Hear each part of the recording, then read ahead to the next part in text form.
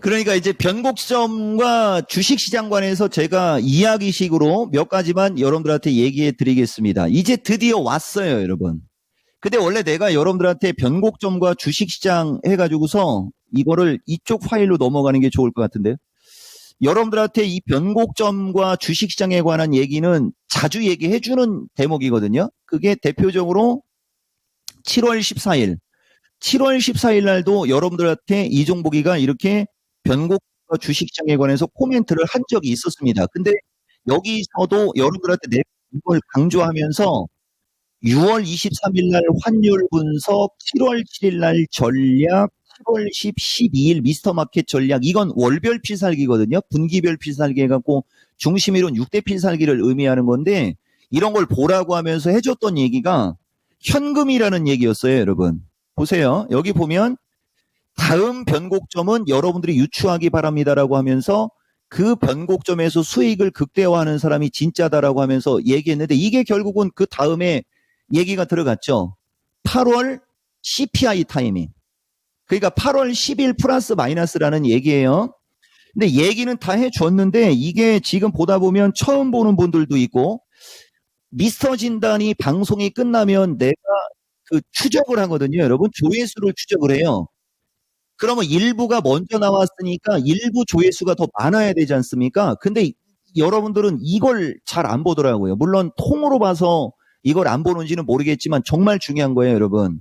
이 미스터 진단 일부는 공부를 하면서 어떤 내용을 얘기하는 거거든요. 진짜 중요하니까 잘 들어보세요. 이 8월 잭슨홀 변곡점, 그리고 변곡점과 주식시장이 무슨 관계가 있느냐? 아까 얘기한 대로 주가가 변동성이 나올 수 있는 위치요, 위로든 아래로든 크게 움직일 수 있는 위치이며, 그 변곡점에서 현금이라는 걸 가지고 여러분들이 조절을 해야 되는 걸로 이야기를 하거든요. 주가가 빠지고 있을 때는 위로 올라간다라는 뜻, 위로 올라가고 있을 때는 아래로 내려간다라는 뜻 정도로 변곡점을 얘기해 주는 거고요. 근데 최근에 시장은 밀렸단 말입니다.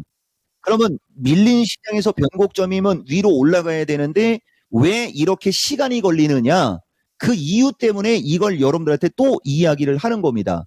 그 이유가 왜 그린 거냐면 이 잭슨홀이 경제 전망이라는 거를 하는 거지 않습니까? 보면 보세요. 왜 변동성을 유발시키느냐? 이게 진짜 중요한 거예요.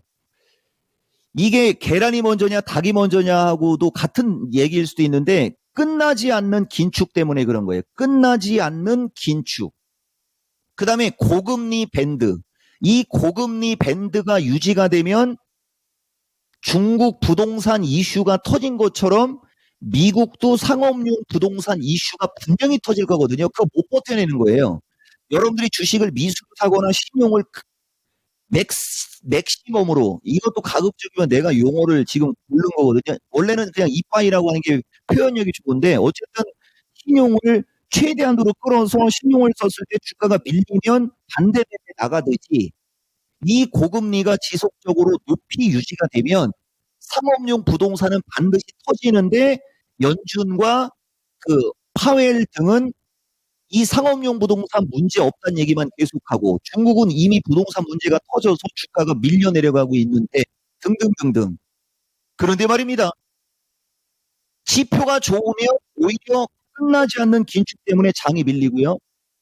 중국하고 유럽은 지표가 나빠서 빠지고요. 그래서 변동성을 유발시키는 거예요. 이거에 대한 가이드라인이 오늘 파웰에서 나오는 겁니다. 그러면 오늘 파웰에서 가이드라인이 나오고 나면 그 다음에 시장이 반응을 하겠죠. 그래서 이걸 그토록 여러분들한테 강조를 한 거고요. 여기는 한 번씩 그냥 읽어보세요.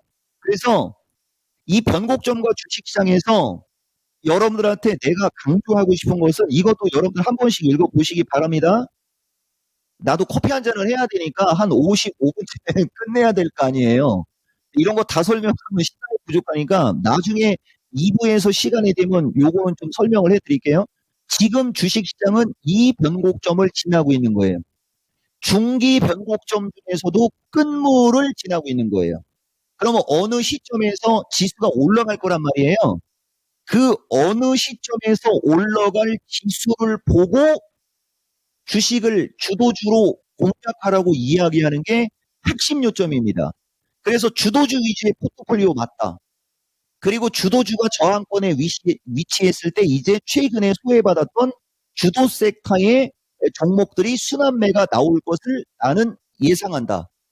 대신 여러분들이 이번 시간에 또 알아야 될 거, 이 변곡점과 주식시장, 변곡점을 이야기하고 환율을 이야기하고 변동성을 이야기를 하면 여러분들이 그걸 체크를 좀 잘 하셔라.